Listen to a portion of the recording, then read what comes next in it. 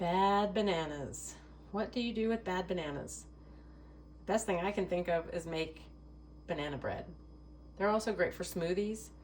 These can easily be chopped up and put in a Ziploc bag and put in the freezer and then dropped into smoothies if you're into making those with some yogurt and some other fruit, and that's a really easy thing to do. But instead of tossing them in the trash, I am going to show you guys how to make banana bread. It's super easy. You usually have all the ingredients you need in your house, possibly except for walnuts, which could be left out if you don't like those. But these aren't quite ripe enough to do a banana bread recipe, so we're going to ripen them in the oven. You put them in the oven at 300 degrees on a cookie sheet lined with paper. If they're fresh bananas, you need up to an hour. These aren't going to take that long, but I'm going to go ahead and finish ripening them all the way to where the skins are black. And then we will make some banana bread together. All right, we have ripened our bananas. I expedited that process in the oven, as you saw at the beginning of this, but they can also sit on your counter until they're not quite that black, but mostly ripe, and it'll still do the trick. You don't have to do the oven part. So I've got my recipe. This will be included in this video. We've got all-purpose flour, nutmeg, cinnamon, baking soda, salt, 3 to 4 very ripe mashed bananas, 6 tablespoons of butter melted and slightly cooled, sugar, egg, vanilla extract, chopped walnuts. Oven preheat to 350. I've got that going. We want to grease a small loaf pan. So this can be done, of course, this can be done in a glass pan. But this time I'm going to use one of these disposable aluminums because I'm taking this somewhere. So I just use a little spray oil to do that. I'm going to set that aside. So I'll grease the pan, set that aside. Oh, I just greased my recipe a little bit too. You can see it's well loved. I spill things on it all the time. Okay, so the first thing we're going to do is we're going to chop 1.5 cups of walnuts. Chopped nuts are more expensive than whole nuts, so I, of course, the frugal one I am, don't buy those. I buy whole nuts. I got this giant bag of nuts, 3 pounds, at Costco. This was about $14, which is kind of expensive, but nuts have gone up quite a bit in price. I make fudge and banana bread at Christmas time, so I'm going to pop the rest of those in the freezer and save those until it's time to make some holiday treats. We're just going to chop these up right quick by kind of spreading them out and then putting the palm of my hand on the back of the knife and just going along this and just kind of cut them into some pieces like this. We're looking for about 1 cup of nuts. Okay,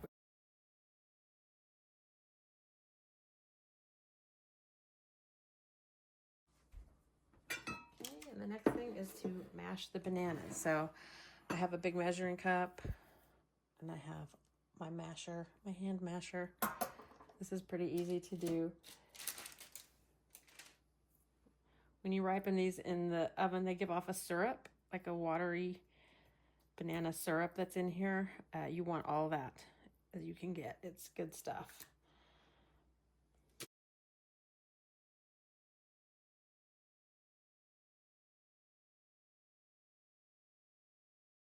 So then we just want to take the masher and mash these up just a little bit to like a, what kind of consistency that is. But that's about all you need to do. It doesn't have to be a lot. It just needs to be kind of chunky, but no big lumps. You don't want them to be giant. Now, set that aside for a minute. And we're going to, in a medium bowl, we're going to whisk together our dry ingredients. So it's going to be our flour, which is 1.5 cups. So I have 1.5 cups of flour.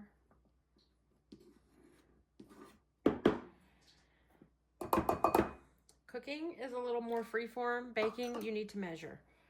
Baking is chemistry, so when you start fluctuating the amount of the ingredients, it affects how the baking goes. So when I measure flour or sugar ingredients, dry ingredients, I scrape them off with the back of a butter knife, leveling off my measuring cups. I try to use the same measuring cups all the time for my recipes because I know how those cook.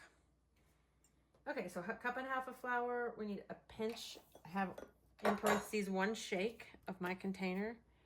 1 shake. And a pinch of cinnamon, which I have 2 shakes. This is a big container, so I'm going to lightly shake that, but we like cinnamon. 1 teaspoon of baking soda. Same thing, baking soda. So if you have baking soda and you bake things, you need to keep it in a Ziploc or a plastic bag of some sort to try to keep the air away, and it'll stay fresher longer, do its job better. So I use these reusable Ziplocs for that. And once I'm done, I just do that trick where I seal it most of the way.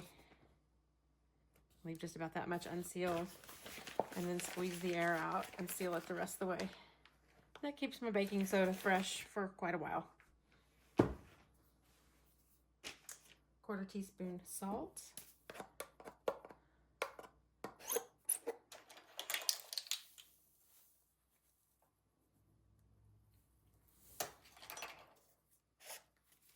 And then we are just going to whisk this together and mix it up a little bit.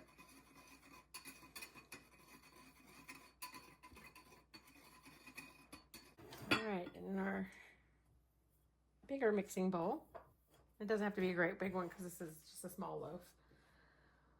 We are going to whisk together our mashed bananas, melted butter, sugar, egg, and vanilla. So we're going to need 3/4 cup of sugar. We're going to go ahead and put our butter in that we've softened. So you can do this in the microwave. It's tricky to not melt it all the way. I was actually baking something else. I was baking blueberry muffins. So I just set this on top of the stove while it was on and let it soften like that.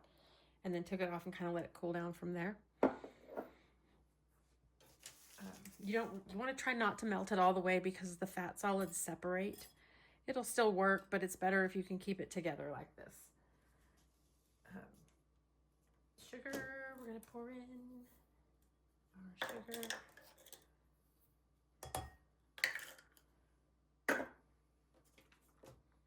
One egg.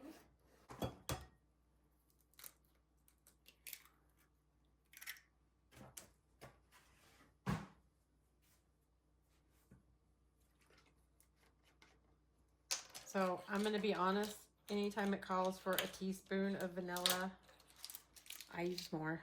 I love vanilla, so I add a little extra. So that's a 1/2 tablespoon.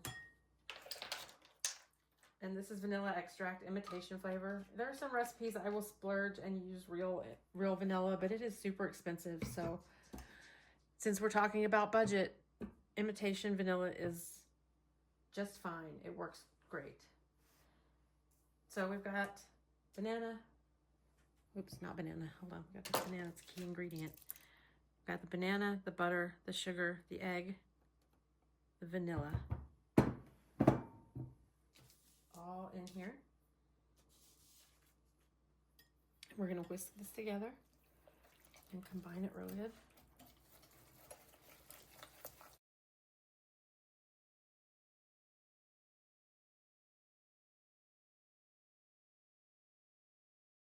Now, if you've watched my blueberry muffin video, you will have heard me say that as soon as you put flour and liquid together, a chemical reaction starts and the gluten starts to go off.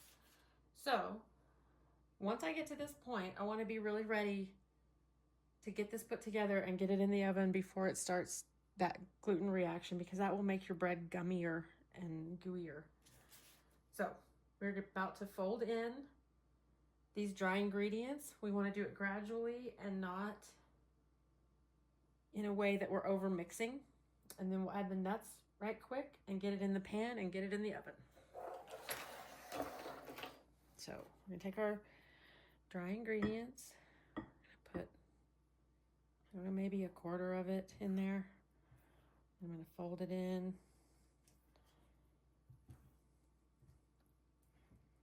Like this.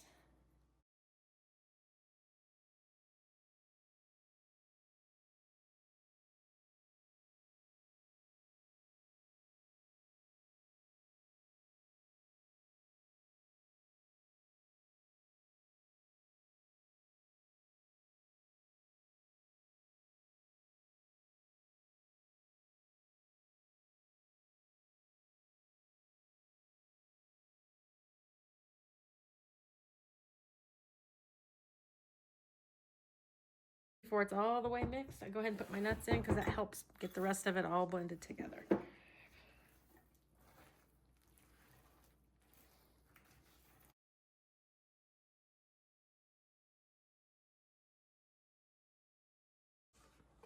Bring our greased pan over and get this in there real quick.